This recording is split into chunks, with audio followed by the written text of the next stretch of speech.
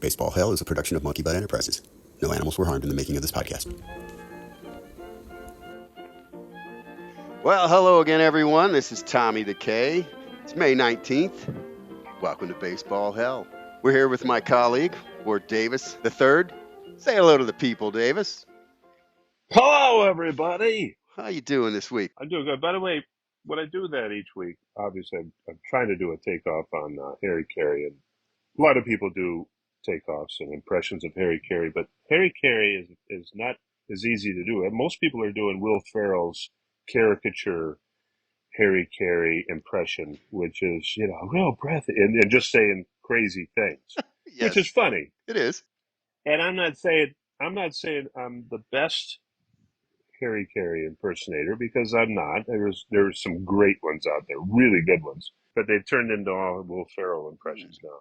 But here's my tip, real quick. I'm just gonna give you a quick tip on how to do Harry Carey. You gotta open your mouth and take your tongue out a little, and you gotta wet your lips, and you gotta go a little bit lower in your voice. And you gotta say things like, you just can't believe it just happened. That's my tip of the day. I'm still working on it 26 years after he's passed away. So He died in 98. he died in 98, the year that he was going to start with Chip Carey, Oh, his that's grandson. Right. He died during spring training. And interestingly enough, Chip Carey, his grandson, is about to do a broadcast this year. Now, he's with the Cardinals now, Chip Carey. And he's about to do a broadcast with Joe Buck, who is Jack Buck's son. And as you'll remember, Jack Buck and Harry Carey broadcast for years together, the Cubs and Cardinals. So it's kind of a historical thing, and that's why I bring it up. We'll have to tune into that. What would be interesting would be if Chip Carey did the whole broadcast imitating Jack Buck, and Joe Buck did the whole broadcast imitating Skip Carey. That one might lose people about the third inning. Skip Carey was more like this. He just said, he was a little more dry. When I lived in Atlanta, there was a guy on the radio. His name was Mike Bell. He was hilarious, great radio personality, and he worked on the sports talk show channel. He could do the greatest Skip Carey. Yeah, Skip had more of there was something like more water in his throat or something. He was more like this. He'd already talked. You would have never guessed he was Harry Carey's offspring. But Chip tries to be that way, I think. But he's a little more breathy when he talks. Chip's doing a pretty good job for the Cardinals. Tommy, I just wanted to bring up one more quick thing. We were talking about you mentioned 1987 was one of your worst years last week. 1978. You'd be glad to know that 2 years later, I went through pretty much the same misery as you did as a Cubs fan. That was the 1980 season. And for some reason, that stands out. I know the Cubs have had worse seasons, but to me, that was their worst season. Well, you were old enough to watch a lot of, you were watching a lot of the games. You were in high school, and you were, really hoping to see something entertaining out of your Cubs that year, and it just didn't happen. The promise of manager Preston Gomez coming in to lead this group of now, players. Where did Gomez come from? He had the great misfortune of managing the San Diego Padres in their first 3 years of existence. I believe his record, if I'm not mistaken, was first in 1969, 52 and 110. 1970, 63 and 99, and in 1971, 61 and 100. And then in 1972, he was 4 and 7, and they said this has got to end. He waited until 1974. He managed Houston to a 500 season. You know what? That's pretty good, because that was not a good franchise. No, it wasn't. But then the next year, he was 47 and 80. Oh. Before he came to the Cubs, and he only lasted a half a season. And he was 38 and 52 before they cut the cord. They said it's over. And I suppose, apparently he was a bit abrasive with the players and the management and the owners and the general manager. And they said, we're going to bring in another star coach, Joey Amalfitano. Oh yeah. So the Cubs start out 38 and 52 with Preston Gomez. They bring in Joey Amalfitano. It doesn't fare that well either. He's 26-46. The Cubs finished that year with 64 wins and 98 losses. Ouch. Average attendance was about 15,000. I think I went to a couple games that year. In those years, the Cubs' attendance was always right around 15,000. A lot of times they'd shut off the upper deck. They wouldn't even open the upper deck. Well, and everything was a day game then, right? No. Everything was a day game, no night games. So I went back and looked at the team. They had Billy Buckner. He had 324. He might have actually led the league in hitting that year. He was always so good for them. Ivan DeJesus, their shortstop, had 44 stolen bases. Dave Kingman had 18 home runs, Kingman. but he was at the end of his time with the Cubs. He was about done, ready to move on. Kingman played with just about every team in the major leagues, I believe. He did. Mick Kelleher continued his homerless streak. Which continued for his career, I believe, right? Mike Tyson was on the team. He is a former Cardinal. He was mentioned on my 78 team. That's why I mentioned Mike Tyson, because he made both of our teams. The Cubs had a stellar catching staff. Barry Foote, Tim Blackwell, and Michael Berry. But they had Mike Krukow, Rick Russell, who was he was really getting hurt. Lynn McLaughlin led him with 12 wins. Randy Martz, Dennis Lamp.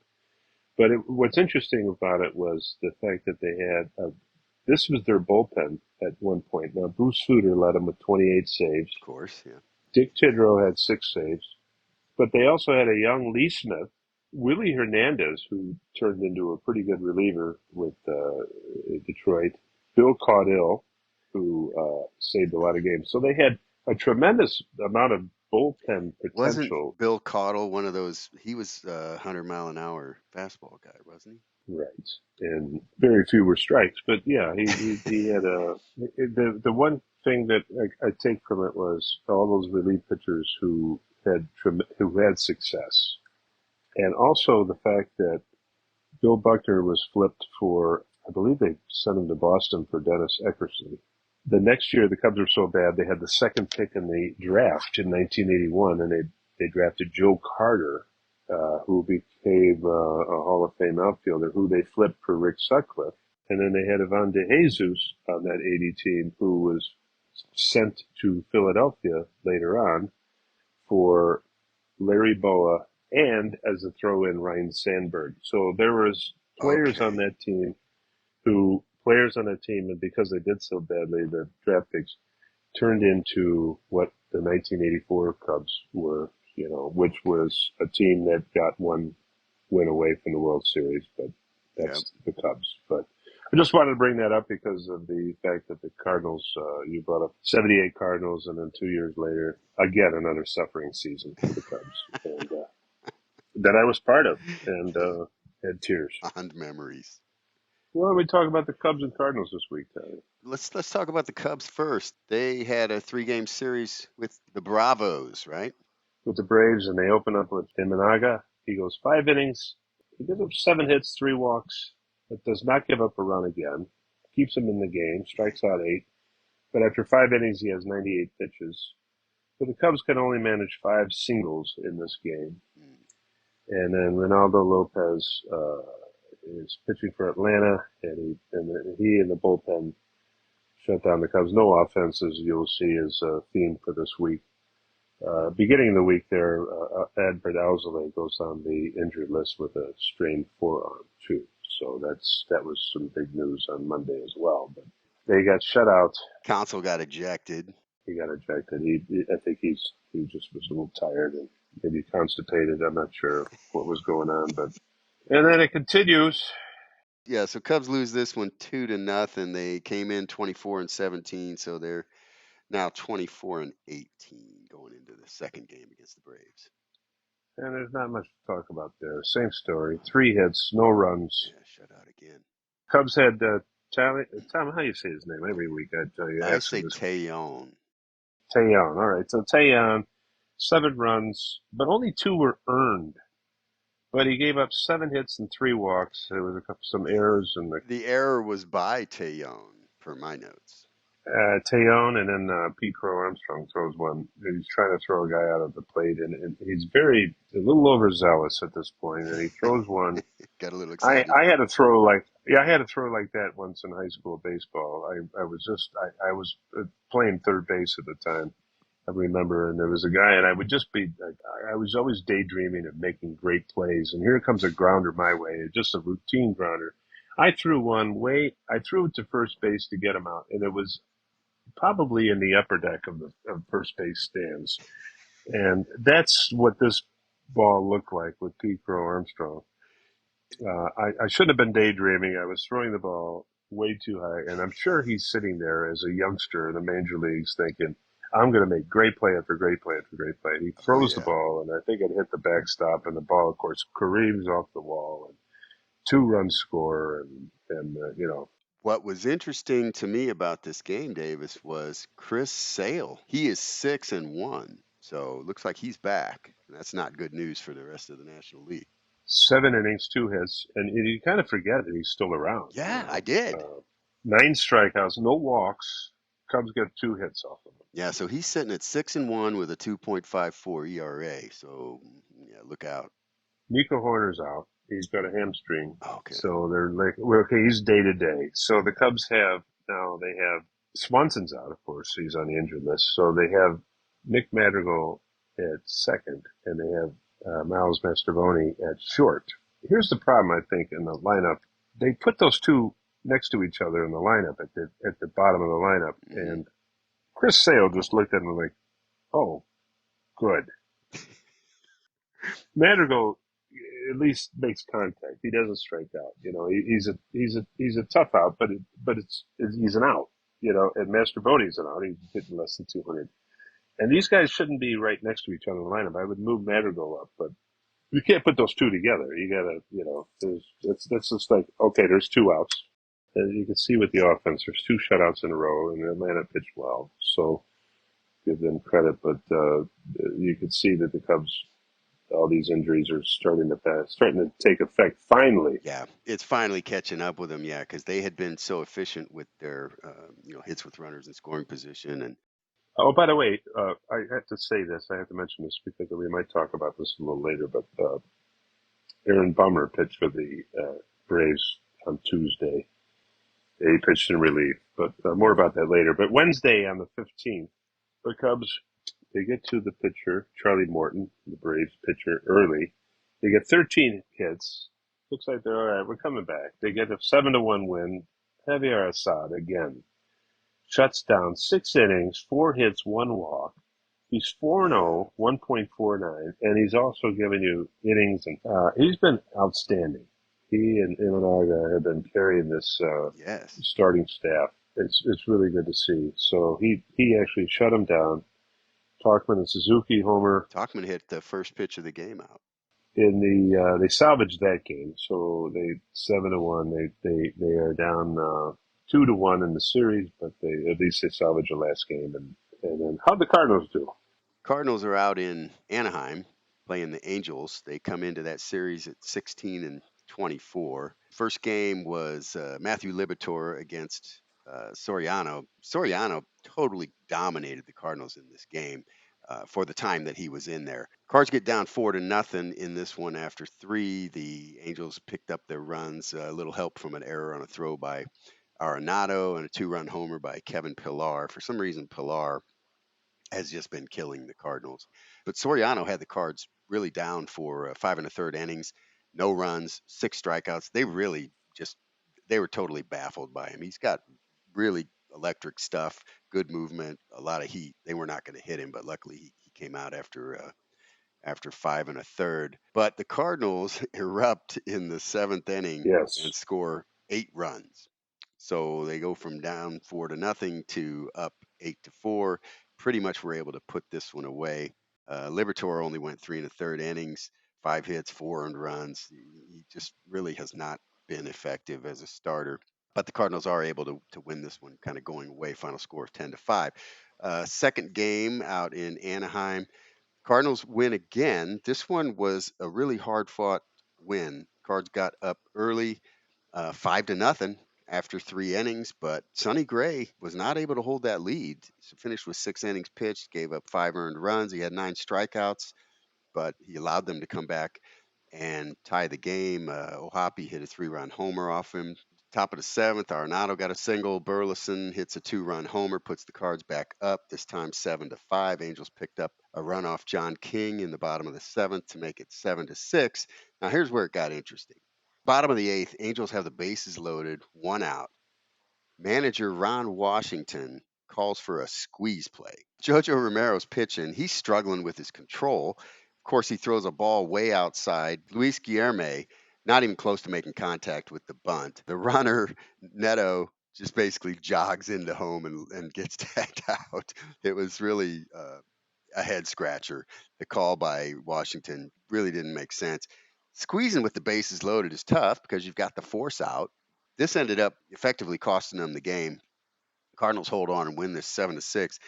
Did you see the press conference with Ron Washington after the game? He said, "It's not my fault. He didn't make contact. There's no fault on me." In other words, his decision was solid. The players didn't produce. So the Cards win the first 2 games. Once again, they've got a chance to get their first sweep of the season, and they fail to even come close. They get down 4-0 in the first inning. Lance Lynn, he just sucked in this start. 5 innings, 4 runs, all earned. 4 runs in the first inning, gave up a home run. I mean, he had a couple good starts at the beginning of the year, and the last few just they're not looking very good. Cardinals lose this one 7-2. So yes, they win the series, but they really needed a sweep. I'll tell you, the Angels are not a good ball club, and Is Mike Trout coming back this year? I'm not even sure what his injury is. His injury is probably lack of playoff experience. It's mostly mental pain.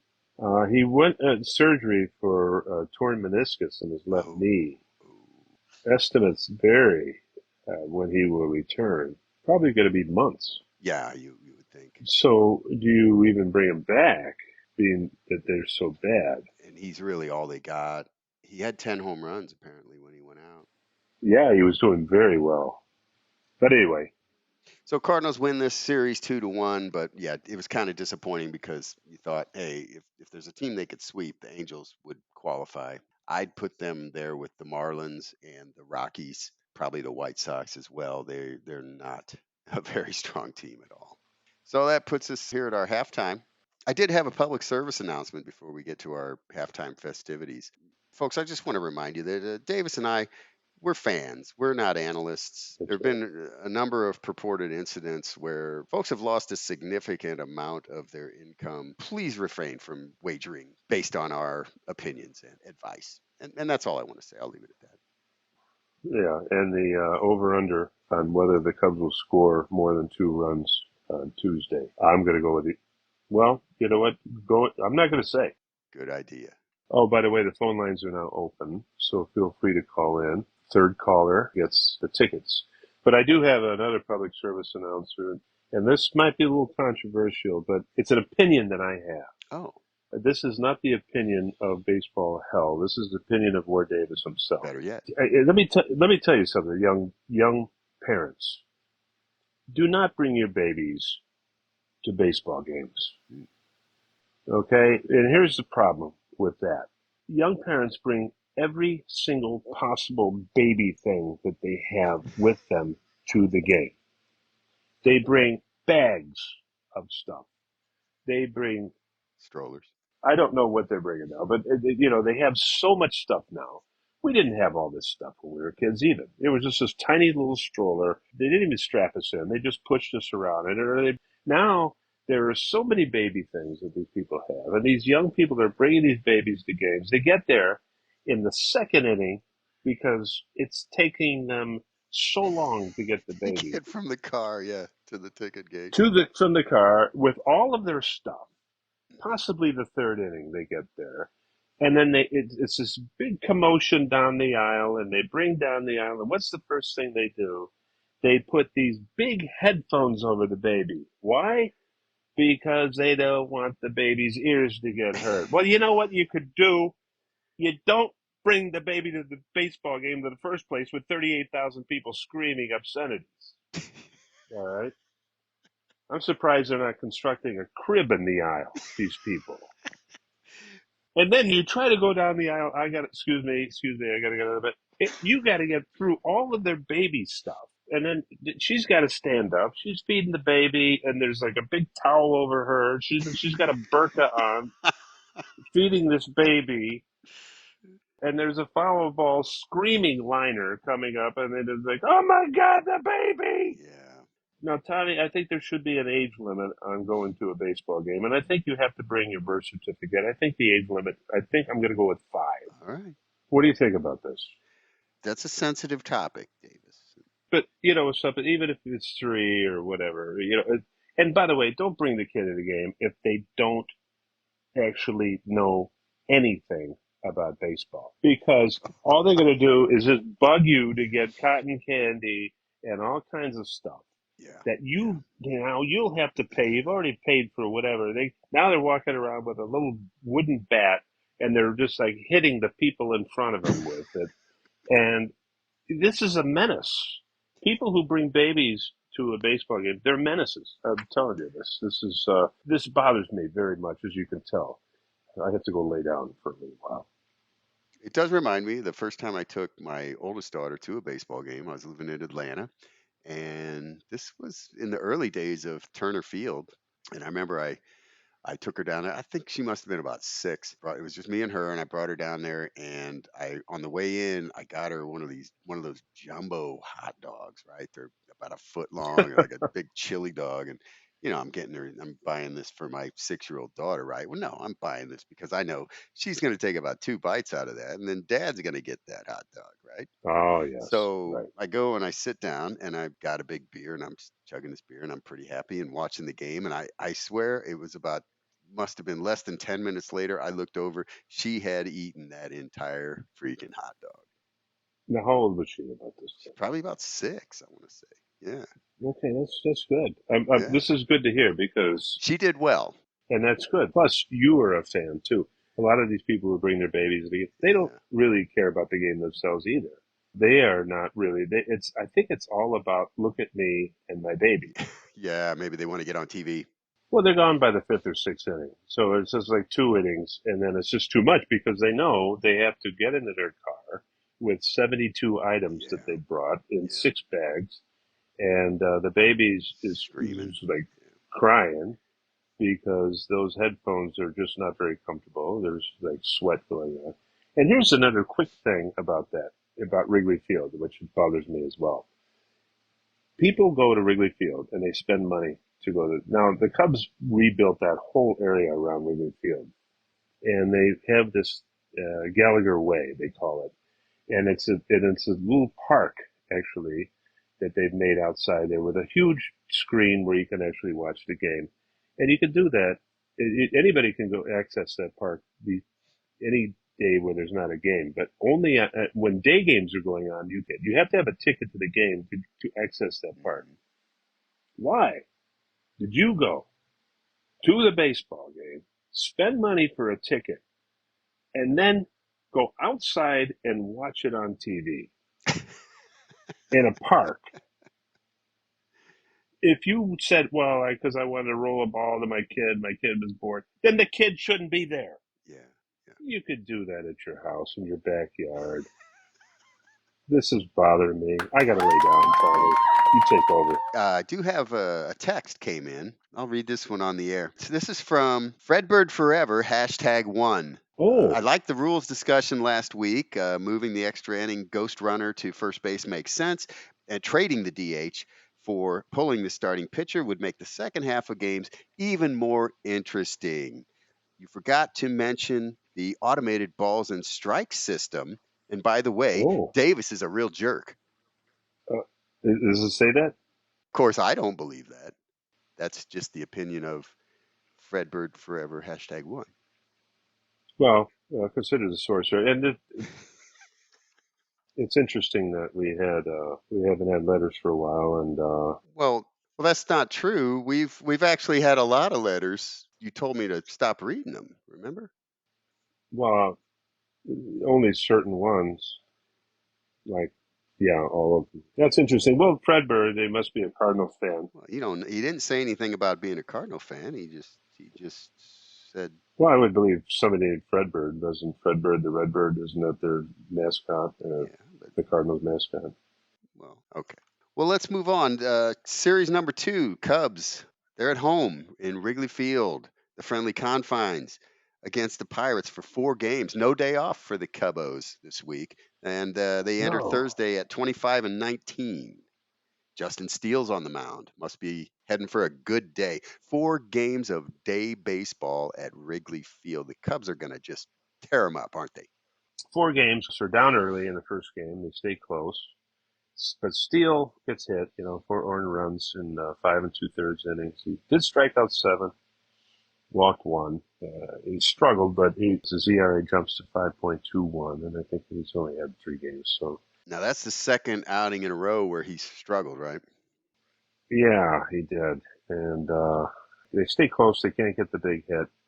They lose by 1, 5-4. Interesting note about that, they picked up this Tyson Miller to help with their bullpen. They picked him up from Texas, and he pitched 2 innings scoreless, so maybe a little Okay. help down the line in the bullpen. But other than that, the Cubs lose that game 5-4, and not much else to say. They couldn't get the big hit again. Right, but then the next day they lose. So the next day, May 17th, the Pirates go up 9-0. Paul Skeens Skeens. on his second start. Now both starts against the Cubs, and then he pitched well the first time, but then he kind of ran into a little bit of a wall in the fifth. But this time he is ready, and he's not in his, and again he's like, oh, here's the Cubs, and I know this team. He strikes out the first 7 Cubs he faces. Yes. He does go 6 innings and doesn't give up a hit, but it took him 100 pitches and 11 strikeouts. He doesn't give up a hit. He gives up 1 walk, but they just cannot let him go any further even with a no hitter, because it's only 6 innings. There's no way he's going another 3 innings. No, he's not going another 3, and I would not be risking that franchise arm. One funny thing I noticed in this when I was watching the recap, the Pirates announcer actually called him Tall Paul. Our friend from Carbondale, Illinois. Yes, Tall Paul. If you went to Southern Illinois, you undoubtedly saw Tall Paul singing for a band called Da Blues That's right. back in the 80s. And I think he's still down there. Somebody sent me a picture of themselves with him. I don't know if he had been performing or not, but he's still down there in the area, Tall Paul. He sang the blues. He was a white guy, and it sounded something like this, if I remember right. That is even better than your Harry Carey imitation. Thank you. Well, Paul Skeens is going against, with his power and his 100-mile-an-hour pitches. He's going against the finesse guy, Mr. Kyle Hendricks. And Kyle Hendricks lowered his ERA and had a decent outing last time, lowered his ERA to a little bit over 10. But he gives up 11 hits, 8 runs, 7 earned, strikes out 4 with no walks, but gives up another home run in this game. Yeah. And it's hard to do, as a friend of mine pointed out. A friend of mine, Ricky, said, how do you get your ERA starts the game at 10 something and it goes up at the end of the game? But he gave up his ERA goes up to 10.57.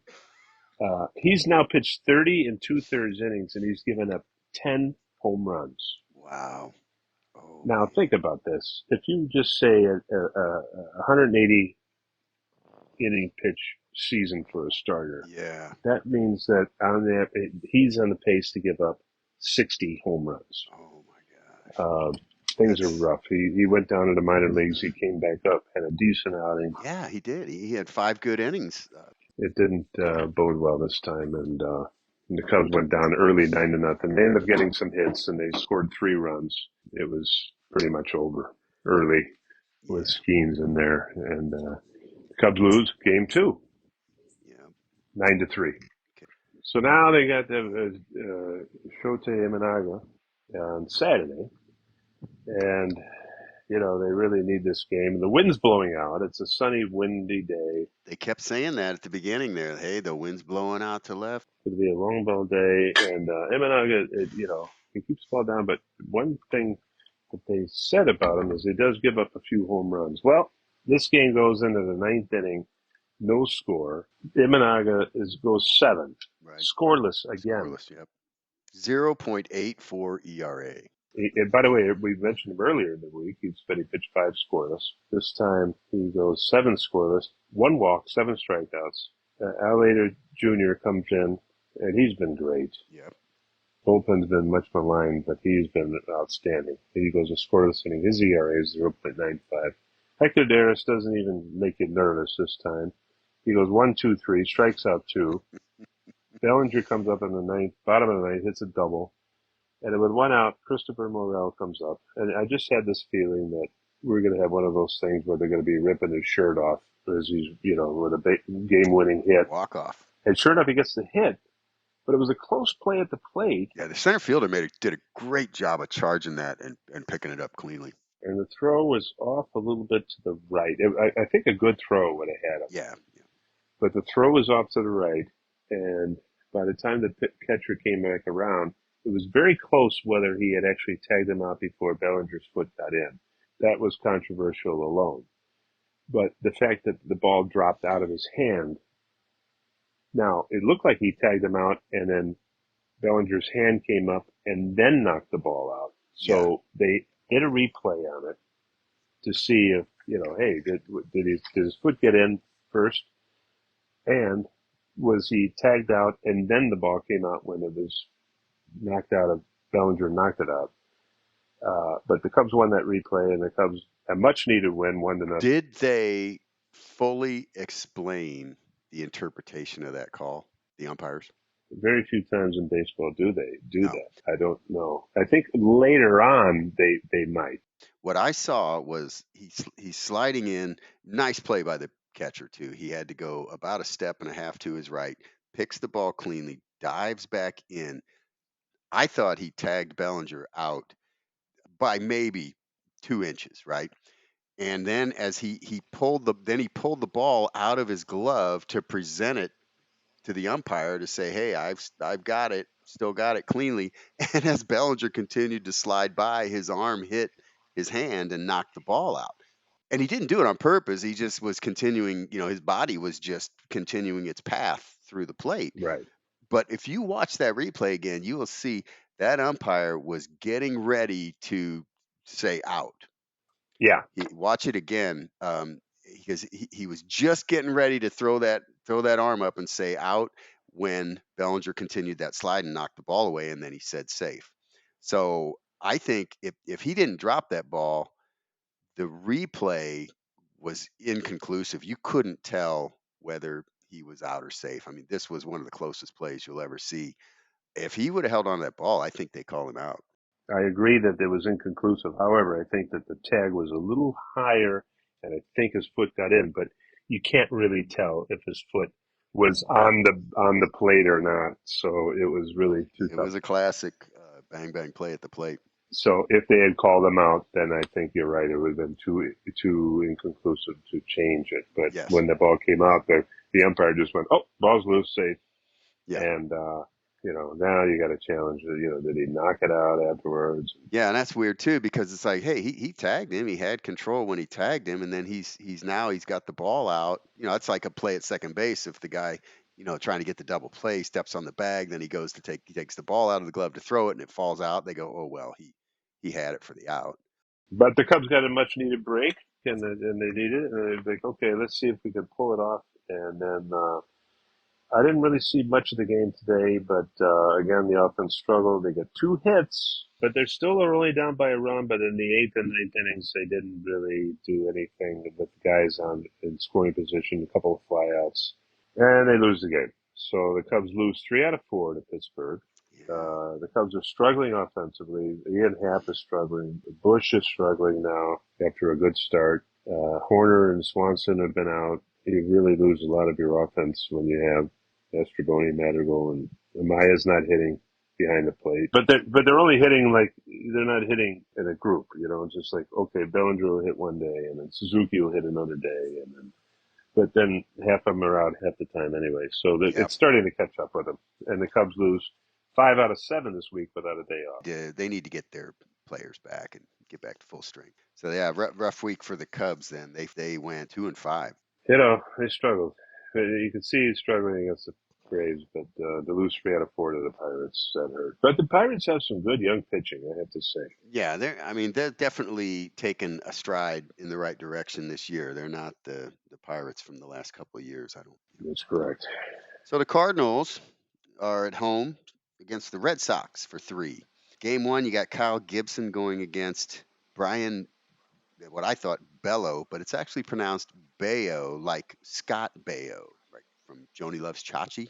Remember that guy? Oh, yeah, he was a great actor. Wah wah wah. Yeah, he was also in Diagnosis Murder. Remember that with Dick Van Dyke? He was a young Oh doctor in that no. one. Yeah, like you can believe, first of all, that Scott Baio is a doctor. And what was Dick Van Dyke doing? Was he about 80? He was a doctor. I think they were doctors. Anything with Dick Van Dyke in his later years of his career, he just seemed so out of place no matter what role he was playing. He had this show, and it only lasted for like a year. And he was later on, he was gray hair and all that. He's still alive, I think, at like 98 now. But Oh, I always loved that guy. But he had a show on probably 20 some years, 20 or 30 years ago when he was like in his 60s or something. And he had like a variety show. They put on a variety show. I think I barely remember that. You wouldn't remember this. You'd have to go to like YouTube and check it out. But he had uh, a young Andy Kaufman come on every once in a while Oh, really? and do stuff on there. And he had a skit with Carol Burnett one time where they ended up like old people in an old folks home fighting.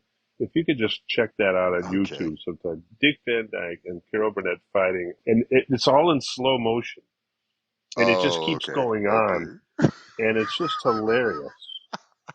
I liked Carol Burnett. Well, thanks for pointing that out for the listeners. I'm sure they'll enjoy that. Well, good. Well, that was all the Scott Baio. If you start off with Scott Baio and then you turn into good stuff. So, game 1, Cardinals playing the Red Sox. They're at Busch Stadium. Cards score 2 in the first inning, bottom of the first. Newt Barr with the 2-run homer, his 4th of the year. Cards up 2-0. I believe you told me about Newpar. I told you about Lars Newt Barr. The best Howard That's Cosell my I've ever Harry heard. Carey imitation. I believe that's Howard Cosell, the best one. But go ahead. I often think about this. The youngsters out there, they never got to hear Howard. Another thing to look up, Howard Cosell. Yes, look up Howard Cosell. He was just, it's indescribable. You know something, Tommy? I think the next time we have our show, I'm going to be me, and you just be Howard Cosell the whole The time. whole time. That'll get the viewership up.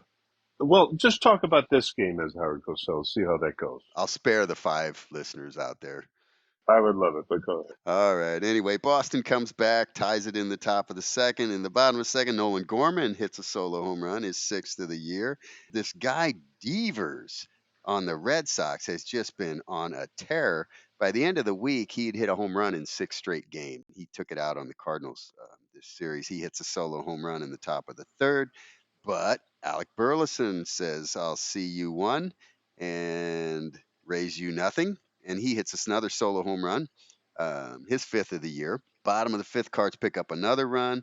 Bottom of the 6th, Mason Wynn hits his first home run of the year. That's a 2-run homer. Cards are up 7-3 at this point. Boston comes back, makes it 7-5, but in the bottom of the 7th, Burleson gets an RBI single. Ivan Herrera, this guy who's been catching every game now that Contreras is out, he gets a 2 RBI single, puts the Cards up 10-5. They end up winning this one 10-6. Kyle Gibson pitched 6 innings, didn't do great, gave up 8 hits, 5 earned runs, 1 home run. That was one to Devers. They bring in Romero and Kittredge. They were set to bring in Helsley to get another save, but the Cards got a couple extra runs there late, and they didn't have to. They were able to rest Helsley, and John King finished it out. So the Cards are 19-25 at this point. They go into game 2, once again at Busch Stadium. This is Miles Michaelis versus Crawford. I was really concerned about this one going in because Michaelis has just been awful his last few starts. But lo and behold, he gets 5 innings and only gives up 1 run. And that was a solo home run by, guess who? Devers.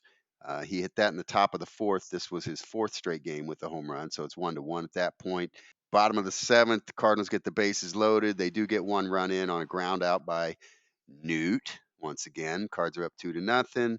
Top of the eighth, the Red Sox tie it. Romero gives up a single and a double. It's 2-2. But in the bottom of the eighth, once again, Ivan Herrera with an RBI single, Nolan Gorman with an RBI single, Wynn with a sacrifice fly, Newt gets an RBI single. Cards pull away here and win this one 7-2. They had 14 hits in this game, Davis, 13 singles. The Hmm. other was the home run by Gorman, solo. Good win for the Cardinals, though. They showed a lot of life late, scoring 5 runs in the bottom of the eighth to put this one away. Michaelis pitched well, and that was quite welcome. His ERA is 5.77. He's really had some bad games, but and once again they were able to rest Helsley.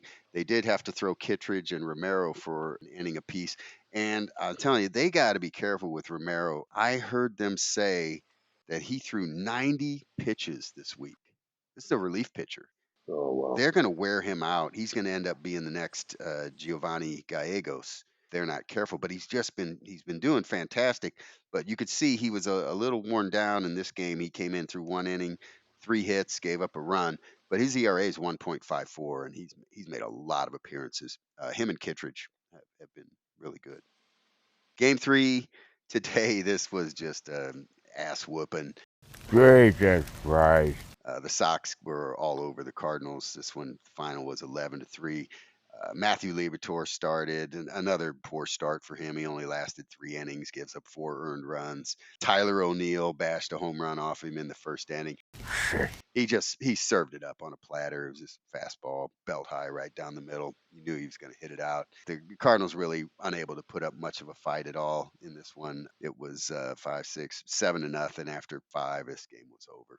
So the Cardinals win 2 out of 3 against the Sox. So good to take a series, but once again unable to get a sweep. They don't have a sweep yet this year, and interestingly, they only have one victory on a Sunday this entire season. Hmm. But overall, Cards went 4-2 after an abysmal week last week, Maybe they should stop going to church. or start. I don't know. So Cards finish up the week. They're 20-26. The Red Sox, incidentally, are 23-24. They're a decent team.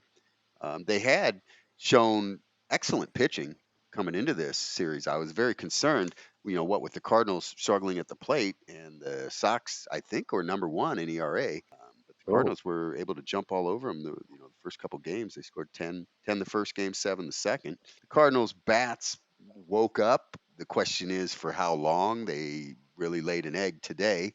I was looking at some team stats now at this point. We're a little bit more than 25% through the season. The last 15 games, Cardinals definitely have shown a significant uptick in their offense.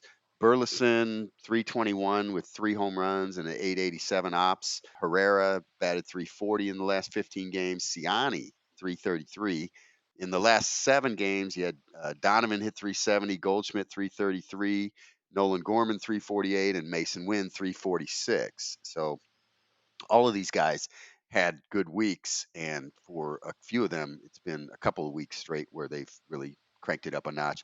Arenado still was struggling just a little bit. He's batted 258 this week with 1 home run. Then I was looking at the team stats. So overall, in runs scored, the Cubs are 12th, Cardinals are 27th. Home runs, the Cubs are 13th, Cardinals are 25th. Now that's moved up from they were tied for last at the beginning of the week. Average, the Cubs are 21st, Cardinals are 20th, and ops, the Cubs are 15th, Cardinals 24th. Was looking at the players and who's been hitting and who's not.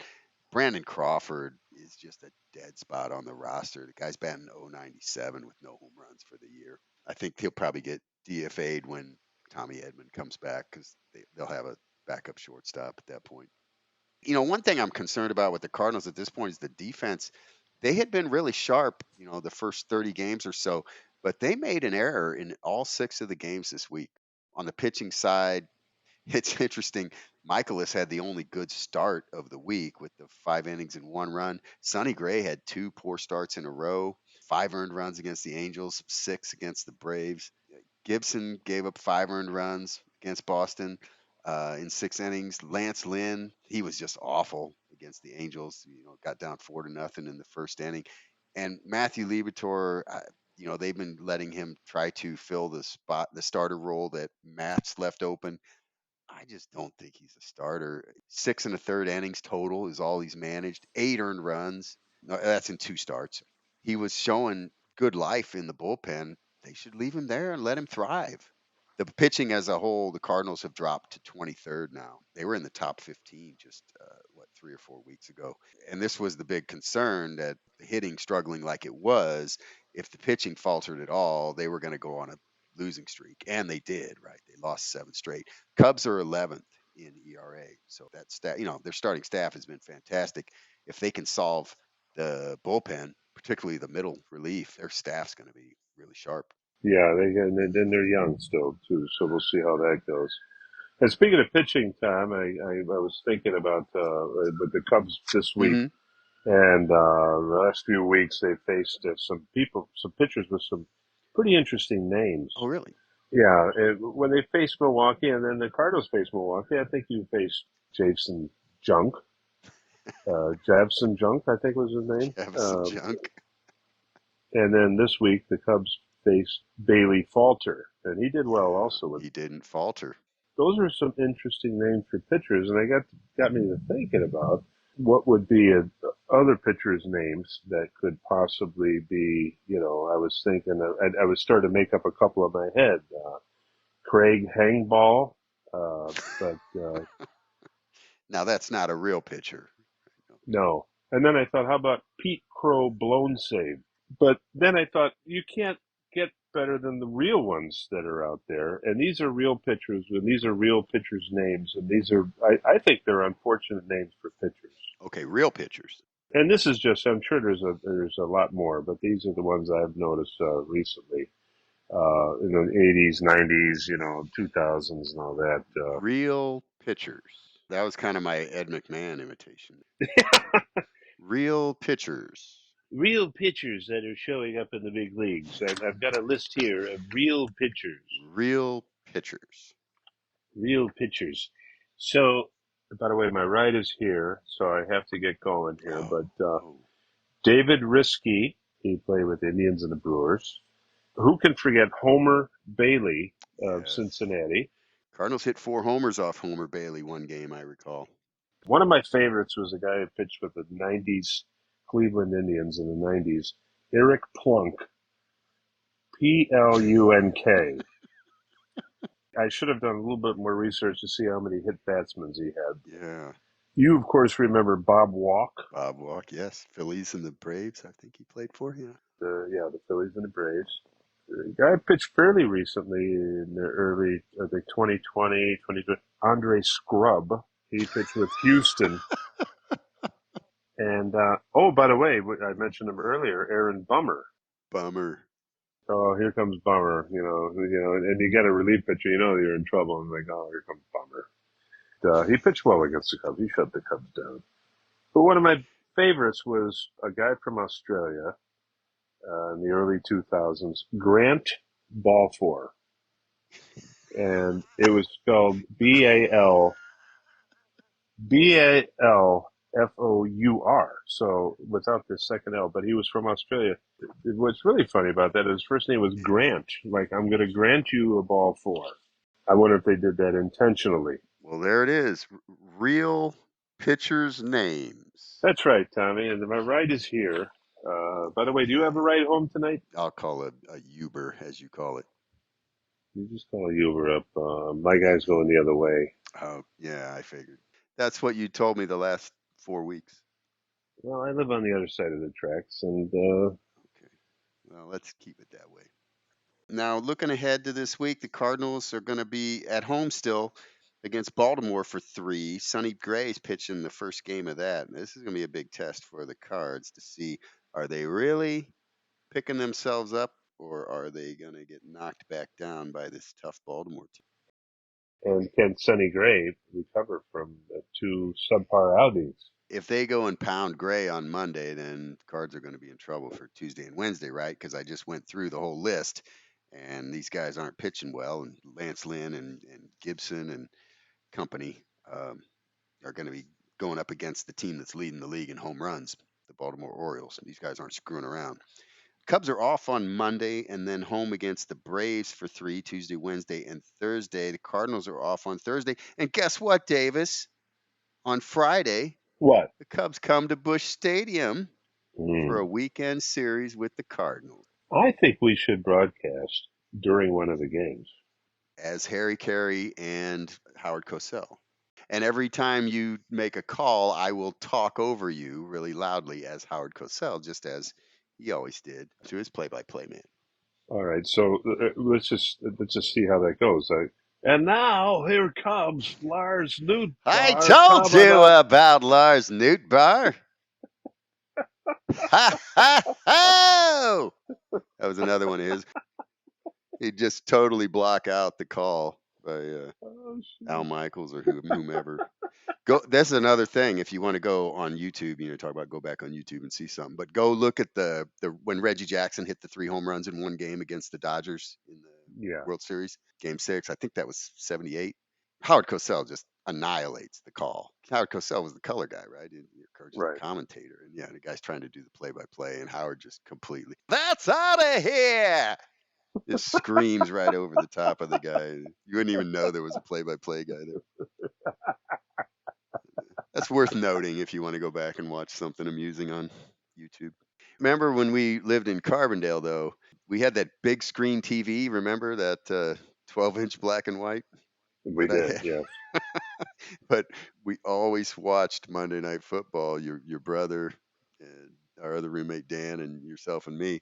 We always watched Monday Night Football together on that tiny little black and white TV just to hear the absurdities which would be uttered by Howard Cosell. Just to hear Howard Cosell. I think that might have been his last year. That was what, 85? Oh yeah, that's right. Yeah, in Yeah, '85. Yeah, he was the one who announced, not the lead announcer, but he took over and announced when John Lennon got shot in 1980 that's right. Yeah, on Monday yeah, Night Football. yeah. John Lennon was shot, and then he was dead on arrival. Yes. And he probably didn't even know who John Lennon was. The lead announcer probably like, I think I'm supposed to do this. Give me that paper. Yeah. He just grabbed it and started reading it. Another thing, if you ever get the chance, read Howard's paperback book called I Never Played the Game. And there's so much classic BS by Howard in that, but he's talking about O.J. Simpson joining the broadcast team and how he struggled so bad. And oh, I talked to O.J. after the broadcast. He confided in me. He wept openly. It's like, no, he didn't. He was upset about some mistakes. Oh, he's so full of crap. By the way, the third caller, we don't have time. No, The third don't have caller time. just got through, but we'll have to get you next time. Tommy, where can we be heard? And in case we do go on live, We can be heard on YouTube, we can be heard on Amazon, and we can be heard on Spotify. Check us out. And if you do listen to the podcast, do us a favor and hit follow if it's a Spotify or hit subscribe if it's YouTube. And don't be afraid to send us a comment, especially if it's something derogatory toward Davis. go ahead. We always want to hear from our listeners. We do love our listeners. Do love the comments All 5 of you. and all of your babies that will be going to the baseball game this week. Yeah, Dave, you probably cost us at least 1 or 2. Because they're not real baseball fans anyway. You don't bring a baby to a baseball game, folks. That's If there's any takeaway from this show, that's it. And that's the way it is. You heard it first here on Baseball Hell. So with that, ladies and gentlemen, we're going to wrap it up for this week. Say goodnight, Davis. Good night, Davis.